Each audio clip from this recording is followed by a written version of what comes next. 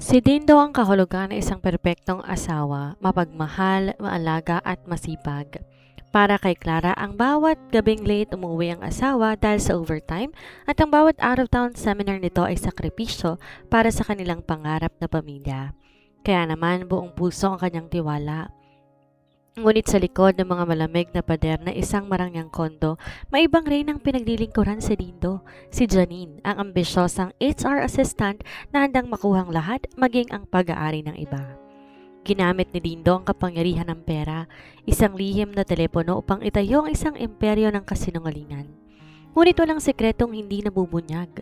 Sa pagtatagpo ng mga lihim na schedule at mga huwad na resibo, haharapin ni Clara ang pinakamatinding pagsubok ng kanyang buhay. Kakayanin ba niyang bawiin ang kanyang dignidad o tuluyan siyang malulunod sa huwad ng pag-ibig? Isang kwento ng pagtataksil, pagbawi sa sarili at ang tunay na kahulugan na isang happy ending na hindi mo inaasahan. Ang halimuyak ng bagong lutong sinangag sa bawang ay nakakatakam na amoy ng pritong bangus ang marahang sumalubong kay Dindo pagbaba niya mula sa marangyang hagdanan ng kanilang bahay. Suot ang kanyang pinalansya at mamahaling corporate suit na kulay navy blue, tinignan niya ang kanyang sarili sa salamin sa sala. Walang kusot, perpektong bawat anggulo, sakto sa imaheng matagal niya ng pinangangalagaan. Isang matagumpay na department head ng Zenith Financial Corp at isang huwarang lalaki sa lipunan. Lumapit siya sa kusina kung saan nabala ang asawa niyang si Clara sa pag-aayos ng hapagkainan. Marahang hinawakan ni Dindo ang bewang nito, nag-iwan na isang banayad na halik sa noo ng asawa. Good morning, mahal. Ang aga mo namang nag-abala. Hindi mo na kailangan gumising ng gantong kaaga araw-araw para lang ipagluto ako? Mabilis, ngunit malambing na saan ni Dindo, sabay sulyap sa kanyang mamahaling Rolex na relo. Bawat segundo tila binibilang niya. Ngumiti si Clara, ang kanyang mga mata ay nanginginig sa dapat ng pagmamahal at paghanga sa asawa. 7 taon na silang kasal, ngunit para sa kanya hindi nagbago ang tamis ng kanilang pagsasama. Siyempre naman, mahal, kailangan malakas ang katawan ng corporate manager ko. Balita ko sa iyo kagabi, tambak na naman ang trabaho niyo ngayong linggo. Oo, Clara, sobra. Buntong hininga ni Dindo na nagpapakita ng kunwaring pagod. May gaganaping system upgrade sa buong network ng bangko, kasunod na ng isang seri ng malalaking crisis meeting kasama ng mga top executives. Baka gabihin ako ng husto ng uwi ngayong linggo o kaya abutin ako ng madaling araw sa opisina. Huwag mo na akong hintayin sa hapunan ha. Matulog kang maaga para hindi bumaba ang immune system mo.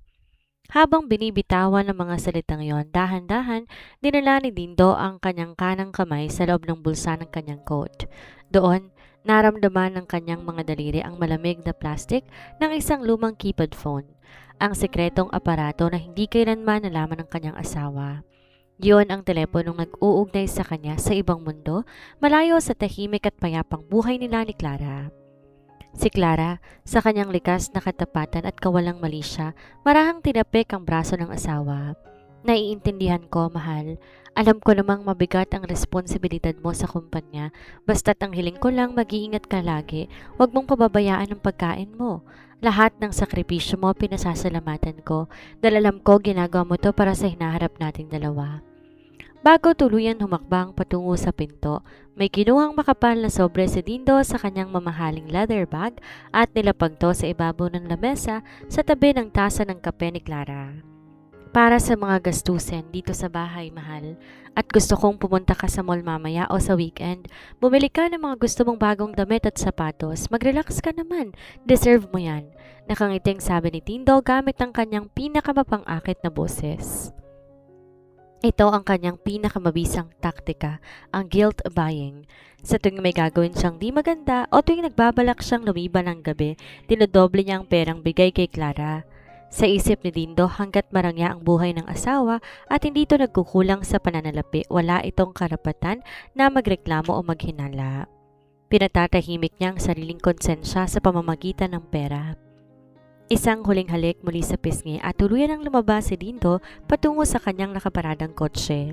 Naiwan mag-isa si Clara sa kusina, nakatitig sa sobre at may ngiti sa mga labi. Sa buong sirkulo ng kanilang mga kaibigan at kamag-anak, laging sinasabi ng lahat si Clara ang pinaka mapinalad na babae sa mundo dahil nakatagpo ng lalaking tapat, masipag at mapagbigay. Buong puso siyang nanalig sa bawat salitang binibitawan ng kanyang asawa. Walang kaalam-alam na ang bawat overtime na binabanggit nito ay dahan-dahang naghuhukay ng libingan para sa kanilang kasal. Kakaibang enerhiya ang sumasalubong kay Dindo sa tuwing humahakbang siya papasok ng barangyang gusali ng Zenith Financial Corp. Kung sa bahay nila ni Clara, siya ang tahimik at tila pagod na haligi ng tahanan, dito sa opisina siya ang makapangyarihang pinuno ng departamento. Isang lalaking tinitingala, sinusunod at lihim na pinapangarap ng marami. Ang kapangyarihan ay isang uri ng laso na unti-unti nang lumalamon sa kanyang pagkatao. Good morning, Sir Dindo. Bati ng mga empleyadong nadadaanan niya na tinutugunan lang niya ng isang tipid ngunit seryosong tango. Pagpasok niya sa kanyang malawak at naka-aircon na pribadong opisina, binaba niya ang kanyang leather bag at naupo sa kanyang swivel chair. Di pa nagtatagal ang kanyang pagkakaupo nang makarinig siya na marahang katok sa pinto. Bumukas ito at niluwa si Janine. Si Janine ang bagong lipat na HR assistant ng kumpanya. Bata, 25 anyos, may mapuputing balat at may mga matang tila laging may tinagong pangako. Suot na isang fitted corporate attire na bahagyang maikli para sa pamantayan ng opisina, ngunit saktong-sakto para makuha ang atensyon ng isang lalaking tulad ni Dindo. Di lang kagandahan ang sandata ni Janine, meron siyang matinding ambisyon o umangat sa buhay sa pinakamabilis na paraan at nakita niya kay Dindo ang susi para doon. Sir Dindo, narito na po ang mga dokumentong hiningi ninyo para sa gaganaping out-of-town seminar ng management sa Batangas ngayong darating na Biyernes. Malambing at tila humihimig na boses ni Janine. Humakbang siya papalapit sa desk ni Dindo. Sapato pang maipit ng lalaki sa bango ng kanyang mamahaling pabango. Binaba ni Janine ng mga papeles sa mesa at sa paggawa noon bahagya siyang yumuko. Tumingin si Dindo sa paligid, sinisiguradong sarado ang blinds ng kanyang glass wall bago dahan-dahang hinawakan ang kamay ni Janine na nakapatong sa ibabaw ng mga folder. Di lumayo ang babae, sa halip hinayaan itong maglapat ang kanilang mga palad. Naayos mo ba ang hiling at ang room assignment natin, Janine? Mababa at seryosong tanong ni Dindo, bagamat mabilis ang tibok ng kanyang puso dahil sa kapangasang ginagawa nila sa loob mismo ng opisina. Isang nakatutuksong ngiti ang gumuhit sa mga labi ni Janine. Siyempre naman sir, ako pa ba? Sinabi ko sa accounting na kailangan ng head-to-head coordination sa pagitan ng operations at HR para sa bagong module, kaya mas makatitipid ang kumpanya kung isang executive suite na lang kukunin natin na may dalawang magkaibang area sa papel. Pero sa katotohanan, alam mo na, kindat ng babae na lalo pang nagpaalab sa nagtatagong pagnanasa ng lalaki. Magaling! Ganyan ang gusto ko sa'yo, Janine, matalino at madaling kausap, sagot ni Dindo habang hinahaplos ang malambot na balat ng dalaga. Bago pumasok sa gusali kaninang umaga, dumaan muna si Dindo sa compartment ng kanyang kotse upang kunin ang kanyang lihim na keypad phone. Ngayong nasa harap niya si Janine, binuksan niya ang kanyang drawer sa ilalim ng mesa kung saan niya ito muling itinago. Para kay Dindo, ang ganitong uri ng pakikipagsapalaran ay nagbibigay sa kanya ng kakaibang adrenaline rush. Isang pakiramdam ng pagiging buhay na hindi yan nararamdaman sa routine ng kanyang kasal kay Clara. Kailangan nating mag-ingat, Janine. Alam mo naman, sensitibong posisyon ko rito. Paalala ni Dindo bagaman halatang kulang sa seryosong kanyang babala. Huwag kang mag-alala, Dindo, sagot ng babae. Tinanggalang formal na pagtawag ng sir, ngayong silang dalawa na lamang. Sanay ako sa ganito at alam ko, kaya mong protektahan ng kahit anong meron tayo. Basta hawakan mo lang ang schedule natin, walang makakahalata. Sa isip ni Dindo, perpekto ang kanyang buhay. Meron siyang tapat at masikasuhing asawa sa bahay. Meron naman siyang kapanapanabik at ambisyosong katuwang sa kanyang mga lihim na pagnanasa sa opisina. Akala niya siya may hawak ng lahat ng tali. Walang kamalay-malay na si Janine unti-unting humahabi ng sariling patibong. Lumipas sa mga buwan, unti-unti, naging isang ganap na sining para kay Dindo ang kanyang lihim na buhay. Alam niya ang pinakamalaking pagkakamali na isang lalaking nangangabit ay ang biglang pagbabago ng ugali, kaya naging maingat at kalkulado bawat hakbang niya. Upang hindi maghinala si Clara, dahan-dahan niyang inihanda ang isip nito sa kanyang mga bagong responsibilidad. Kung nung mga unang taon ng kanilang kasal 6 ng gabi pa lamang nasa bahay na siya, unti-unti niya tong ginawang 8 hanggang maging regular na ang pag-uwi niya ng 11 ng gabi. Sobra talagang pressure sa itaas, mahal. Madalas niyang idahilan kay Clara habang nagluluwag ng korbata, kunwaring pagod na pagod. Kapag hindi tinapos sa mga backlog at system maintenance na to, baka maapektuhan ang performance bonus ko sa katapusan ng taon. At tuwing makakaramdam si Lindo ng kaunting kurot ng konsensya, lalo kapag nakikita ang tapat na pag-aalaga ni Clara na kahit madaling araw na ay nagigising pa rin na para pag-init siya ng pagkain, gagamitin niya ang pinakamabisang pananggalang, ang guilt buying. Dinadagdagan ng buwan ng allowance nito, binibilhan ng mamahaling branded na bag, dinadala sa mararangyang hotel-restaurant tuwing linggo. Para kay Dindo, ang pera ang pinakamabisang pampalubag loob at pampikit sa mata ng kanyang asawa. Isang maulang gabi, habang nag-aayos ng higaan si Clara sa kanilang kwarto, pumasok si Dindo habang may kausap sa kanyang opisyal na corporate phone. Seryosong mukha, boses bata at tila may malaking krisis na kinakaharap. Ano? Nagka-error ang batch processing sa Makati server. Bakit ngayon nyo lang nalaman? Galit-galitan niyang sabi sa kawalan bago ibaba ang telepono ng may malakas na buntong hininga. Humarap siya kay Clara, may pekeng pag-aalala. Mahal, mukhang di ako makakatulog dito sa bahay ngayon. May matinding glitch ang system.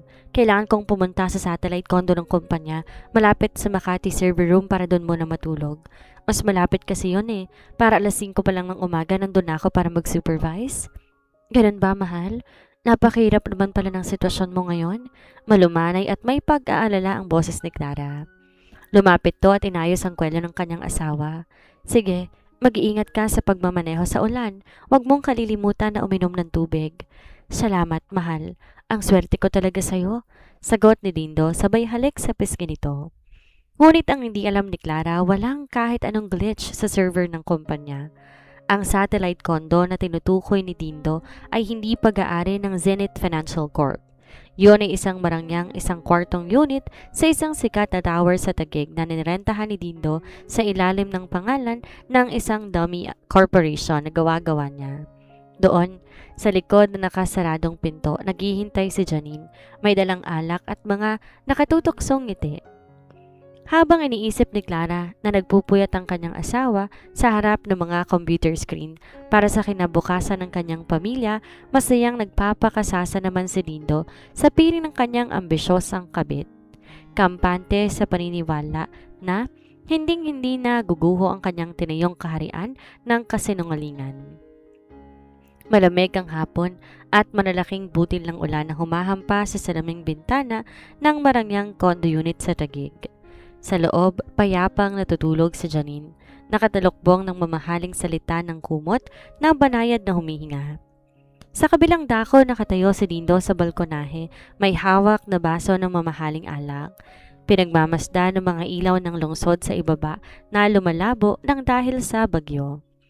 Sa mga sandaling tulad nito, kapag tumatahimik ang paligid, madalas kumatok ang isang boses sa kanyang isipan.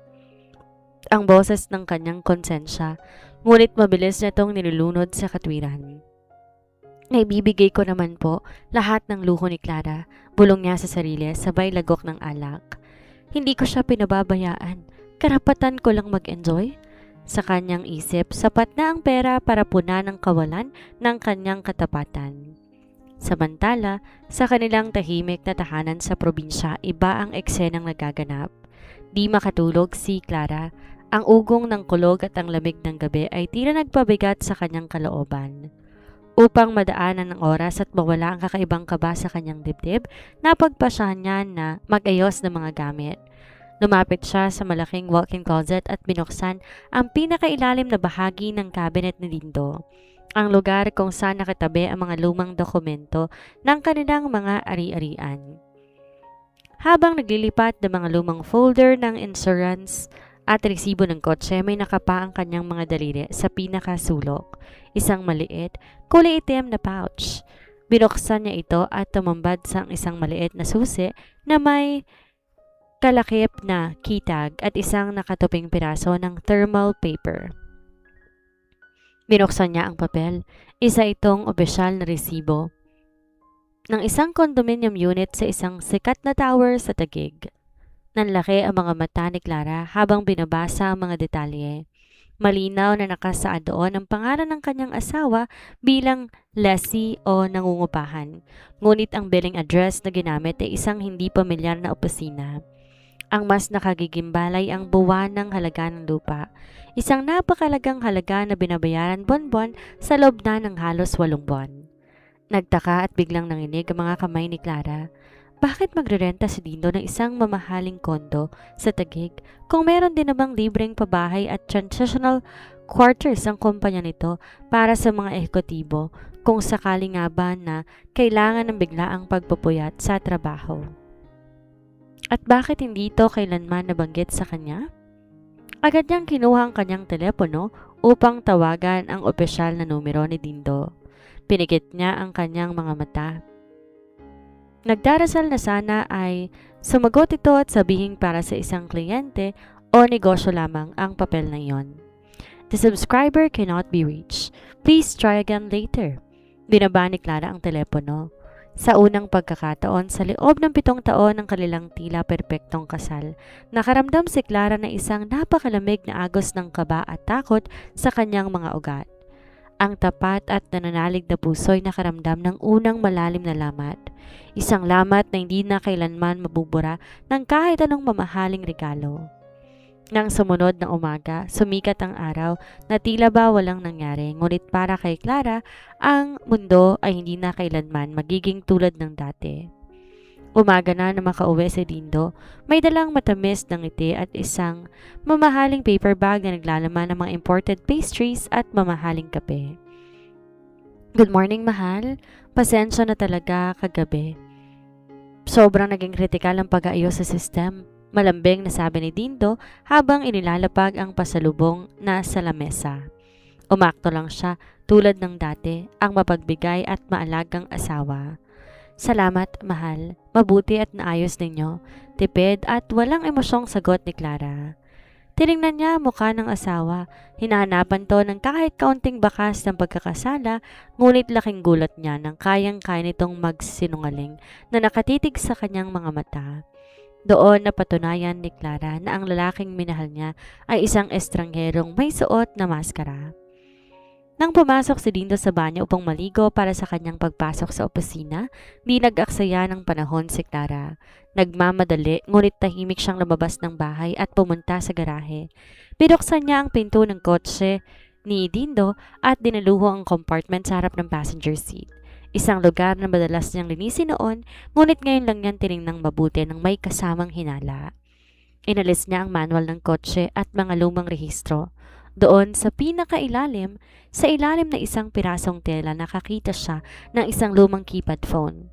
Nanginginig ang buong katawan, mabilis ang tibok ng puso, pinindot ni Clara ang power button. Walang password. Pagkabukas ng inbox, tumambad sa kanya ang katotohanan na tuluyang pumatay sa kanyang mga pangarap. Na isang text message na galing sa pangalang Jay na pinadala madaling araw lang ng araw na yon. Thank you for last night, babe. Ang sarap mong mag-alaga sa kondo natin. Can't wait for our out-of-town trip to Batangas this Friday. I love you so much, Dindo. Gumuho ang daigdig ni Clara. Bawat salita, tila patalim na sumasaksak sa kanyang puso. Ang lahat ng sakripisyo niya, ang pagiging tapat na asawa at ang 7 taong pinagsamahan, tinapon ng kanyang asawa para sa isang babaeng nagngangalang Jay? Naiyak si Clara. Naramdaman ang labis na panliliit at sakit. Ngunit sa gitna ng kanyang pagluha, may isang kakaibang lakas na gumising sa kanyang pagkatao. Naisip niya ang kanyang dignidad. Hindi siya papayag na maging kawawa at hindi niya papayagan ang 2 taong nagtaksil sa kanya ay magdidiwang habang siya ay luhaan. Mabilis niyang kinuha ang sariling smartphone. Pinitsuran bawat text message sa lihim na telepono ni Dindo, pati na rin sa numero na nagpapadala nito. Matapos yon, maingat niyang ibinalik ang lumang cellphone sa eksaktong pwesto nito upang walang mahalata ang asawa. Pinunasa ni Clara ang kanyang mga luha at humarap sa salamin ng kotse. Ang dating maamong asawa ay pinalitan ng isang babaeng handang lumaban para sa kanyang sarili. Binalik niya ang kanyang kalmado ngunit matigas na disposisyon.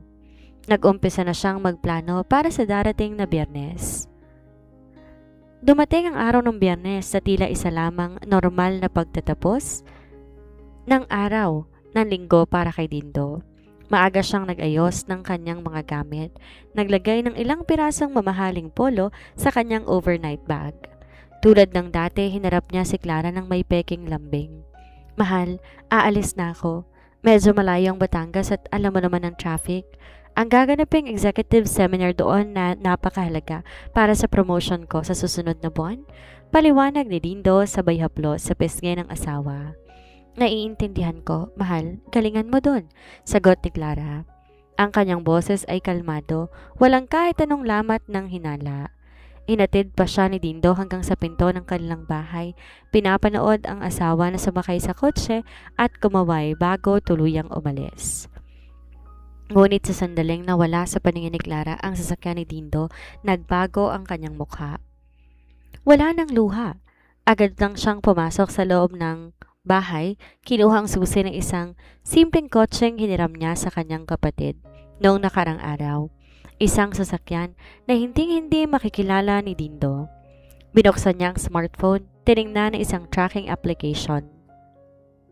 Noong nakarang gabi, habang mahimbing na natutulog ang asawa, palihim na nag-install si Clara ng isang maliit na GPS tracker sa ilalim ng upuan ng kotse nito.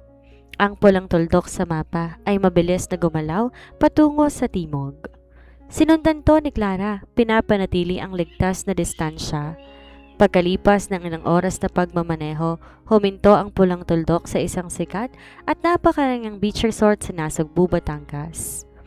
Pagdating ni Clara ay pinarada niya ang kanyang sasakyan sa pinakamalayong sulok ng parking lot. Nagsuot siya ng malaking sunglasses at isang malawak na sombrero upang itago ang kanyang mukha. Hindi siya nagkamali. Mula sa lilim ng mga puno malapit sa reception area, nakita niya si Dindo. Ngunit sa pagkakataong to, hindi na to ang seryosong corporate manager. Nakatawa ito, masigla, at ang isang kamay ay mahigpit na nakapulupot sa bewang ng isang mas batang babae, si Janine, ang ambisyosong HR assistant. Nanghina ang mga tuhod ni Clara nang makita ang dalawa na naglalakad patungo sa isang pribadong villa na may sariling pool sa harap ng dagat. Nakita niya kung paano hinalikan ni Dindo si Janine sa labi habang binubuksan ang pinto ng kwarto. Ang sakit na nararamdaman niya noong unang gabi, tuluyan ang napalitan ng isang malamig at matigas na puot. Nilabas ni Clara ang kanyang high-definition smartphone. Sa tulong ng mahusay na camera lens, kumuha siya ng malilinaw na litrato ng dalawa habang magkahawa kamay sa lobby. Ang mga video ng kanilang paglalampungan sa pampublikong pasyalan ng resort at ang mismong pagpasok nila sa iisang silid. Bawat click ng camera ay tila ba pagsasara ng pinto sa kanyang nakaraan. May sapat na siyang bala. Hindi na siya mag-iingay pa. Sa resort, gagawin niya na lang kanyang huling hakbang sa lugar kung saan akala ni Dindo siya ang hari. Ang Lunes ng umaga ay nagsimula tulad ng anumang ordinaryong araw sa head office ng Zenith Financial Corp. Pumasok si Dindo na mayroong kumpiyansa sa sarili. Suot ang kanyang pinakabagong suit at may bakas pa ng ngiti mula sa marangyang katapusan ng linggo sa Batangas kasama si Janine. Subalit bago pa man siya makaupo sa kanyang swivel chair, isang formal na abiso mula sa executive suite ang bumasag sa kanyang magandang umaga. Sir Dindo, pinapatawag po kayo sa boardroom ngayon din. Kasama po si Miss Janine ng HR, seryosong saad ng sekretarya, na hindi man lamang makatingin ng diretso sa kanya. Kinakabahan si Dindo, ngunit pinatigas niya ang kanyang mukha. Naisip niya na baka tungkol lamang ito sa bago niyang proposal. Pagpasok niya sa malawak na boardroom, tila huminto ang tibok ng kanyang puso. Sa dulo ng mahabang lamesang gawa sa mahogany, nakaupo si Clara. Katabi nito ang isang kilalang divorce and family lawyer at sa tapat nila ay ang CEO ng kumpanya at ang head ng human resources. Clara, anong ginagawa mo rito? Bulalas ni Dindo habang si Janine nakakapasok lang, biglang napahinto at namutla. Maupo kayo, malamig na utos ng CEO. Ang boses nito walang bahid ng biro. Inilapag ng abogado ni Clara ang isang makapal na folder sa gitna ng lamesa.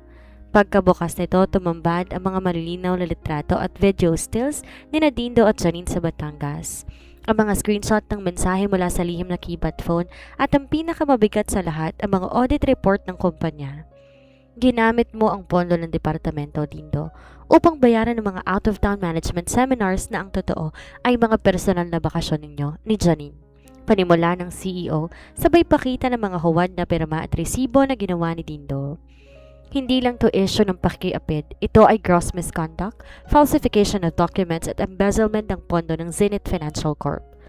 Nanghina ang mga tuhod ni Janine. Humawak sa sandaran ng upuan, nagsimulang umiyak. Sir, wala po akong alam. Sumunod lang po ako kay Sir Dindo. Pangbabaliktad niya sa lalaki upang isalba ang sarili. Janine, tumahimik ka, sigaw ni Dindo bago humarap kay Clara na may lumuluhang mga mata. Lumapit siya, nagtangkang lumuhod sa harap ng asawa. Clara, mahal, pakinggan mo ko. Nagkamali ako, natukso lang ako. Ngunit ikaw ang mahal ko, wag mong sisirain ang karera ko, pakiusap. Tumingin si Clara kay Dindo. Sa unang pagkakataon, walang bakas ng galit, luha o awa sa kanyang mga mata, kundi purong pagkabigo at panliliit sa lalaki naging asawa niya. Hindi ko sinira ang karera mo, Dindo. Ikaw ang gumawa niyan sa sarili mo nang piliin mong magnakaw sa kumpanya at lokohin mo ko. Matatag at marangal na selyo ni Clara sa usapan. Tapos na ang overtime mo, Dindo, at tapos na rin ang kasal natin. Effective today, na isampa na ng abogado ko ang kasong concubinage at ang petisyon para sa annulment ng ating kasal. Ihanda mo ng sarili mo dahil kukunin ko lahat ng ari-ari ang pinaghirapan nating dalawa na ginamit mo sa panloloko. Bago matapos ang hapon, opisyal nang tinanggal sa trabaho sina Dindo at Janine nang walang anumang benepisyo. Habang ang balita ng kanilang kahiyahiyang pagbagsak mabilis kumalat sa buong industriya ng pananalapi. Isang taon ang mabilis na lumipas matapos ang unos na yumanig sa buhay ni Clara. Ang dating tahimik, mahiyain at sunod-sunurang may bahay ay wala na. Ang humalili isang babaeng may tiwala sa sarili, nagliliwanag ang ganda at may hawak ng sarili niyang tadhana. Sa tulong ng kanyang abogado, nakuha ni Clara ang nararapat na bahagi ng kanilang mga ari-arian mula sa annulment, kabilang ng kanilang bahay at pondong naipon sa bangko. Ang perang to hindi niya inaksaya, ginamit niya tong kapital upang itayo ang kanyang pangarap, ang Clara's Kitchen and Bistro, isang marangyang catering and restaurant business na mabilis naging sikat sa lungsod dahil sa sarap ng kanyang mga lutuin. Ngayong hapon, abala si Clara sa pag-aayos ng mga sariwang bulaklak sa bawat lamesa para sa gaganaping grand opening ng kanyang kalawang branch. Habang tinitingnan ng paligid, nakaramdam siya ng malalim na kapayapaan. Napagtanto niyang ang pagkawala ni Dindo hindi parusa, kundi isang pagpapala upang mahanap niya ang tunay niyang halaga. Sa kabilang banda, naging kalunos-lunos ang hantungan ng mga nagtaksil. Si Dindo at Janine tuluyang nagkahiwalay matapos mawalan ng trabaho.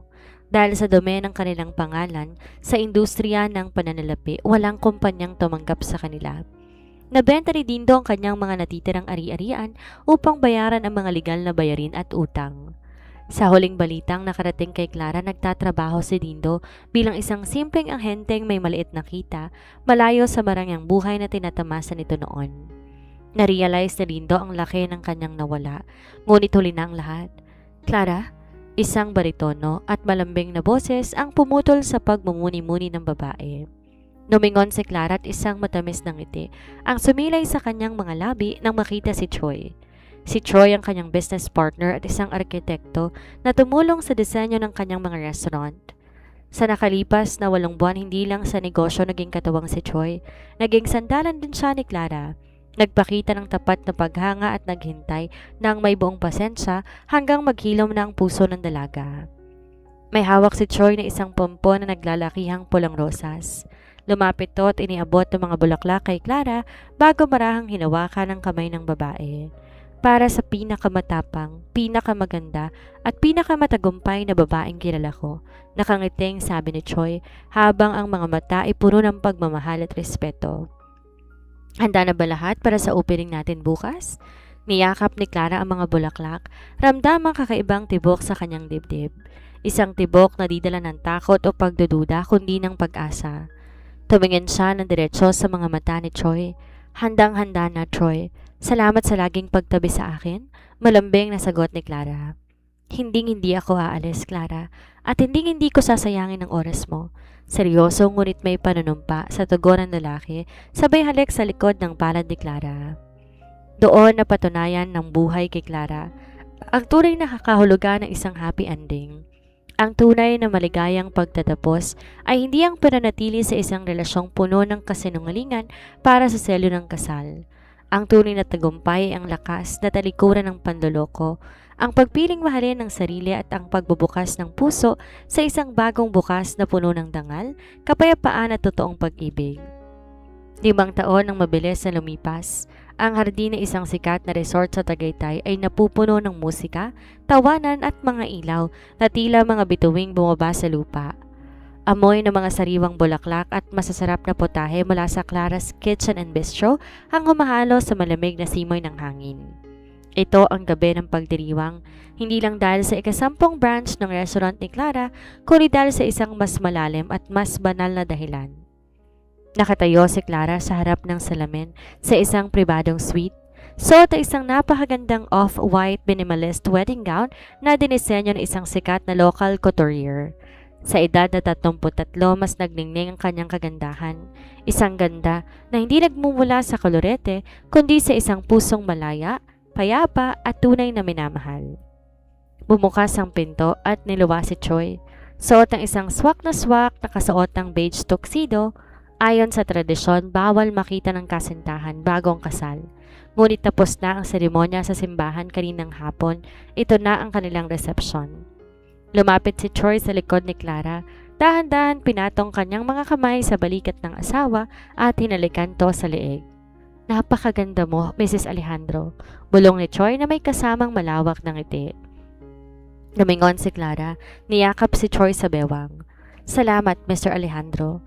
Salamat sa pagtupad ng lahat ng mga pangako mo. Di naging madali ang 5 taon ng kanilang relasyon bago ang kasal, ngunit pinatunayan ni Troy na magkaiba ang lalaking nagmamahal lang kapag maginhawa at lalaking handang maghintay at magsumikap para sa babaeng pinapangarap niya. Walang lihim na telepono, walang huwad na overtime at walang gaslighting. Kay Troy, bawat oras ay bukas, bawat text tapat, at bawat out-of-town trip kasama si Clara bilang kanyang katuwang sa buhay at negosyo. Habang nagkakasiyahan ng mga bisita sa labas, may isang pamilyar na mukha ang sumagi sa isip ni Clara, si Dindo. 1 buwan bagong kasal, nagtagpo ang kanilang landas sa isang mall sa Maynila. Si Dindo mukhang matanda sa kanyang edad, kupas ang suot na polo at may bitbit na mga kahon ng produkto bilang isang sales agent. Nang makita siya nito, nakita ni Clara ang labis na pagsisisi at pangungulila sa mata ng dating asawa. Nagtangkatang lumapit, ngunit bago pa to makahakbang dumating si Troy, hawak ang mga pinamili ni Clara at protektadong inakbayan ng huli. Sa sandaling yon, walang naramdamang galit si Clara kay Dindo.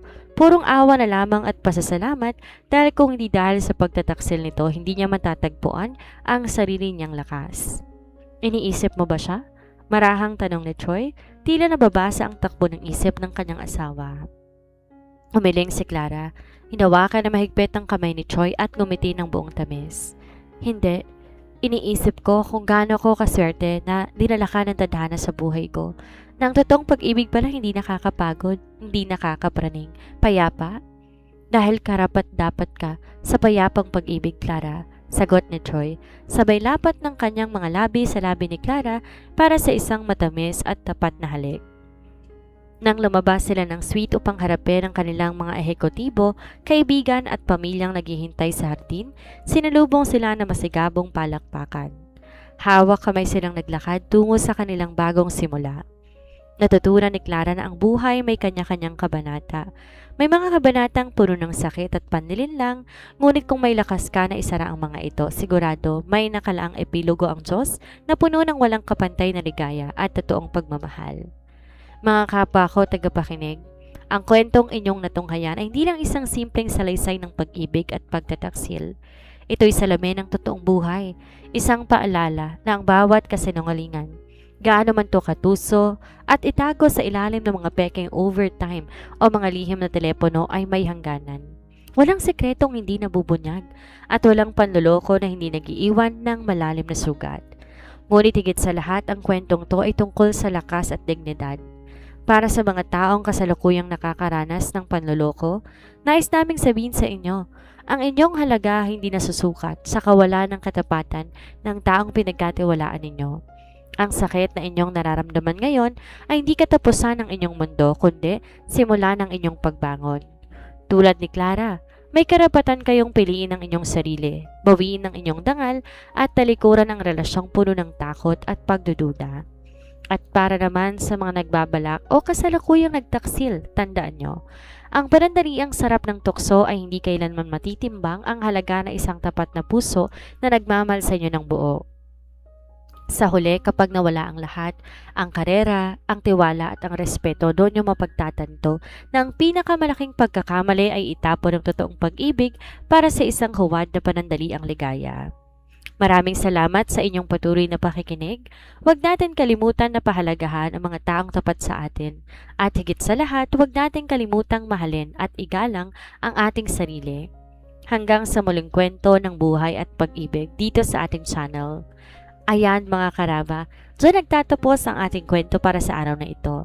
Napakabigat, napakatindi, pero napakagandang aral ng sinapit ng ating bida na si Clara.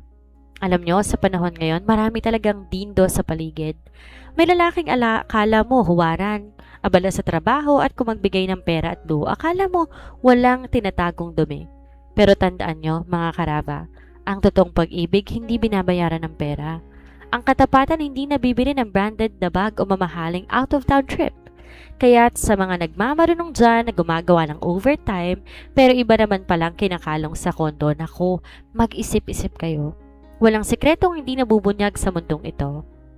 Kay Clara naman, pinakita niya na kapag ang isang tapat ng babae ay napuno at natauhan, hindi siya magwawala o mag-eeskandalo sa kalsada. Gagawa siya ng paraan para bawiin ang kanyang dignidad at itayo ang sarili niyang tagumpay. Para sa lahat na nakararanas ng panloloko ngayon, huwag kayong matakot magsimulang muli.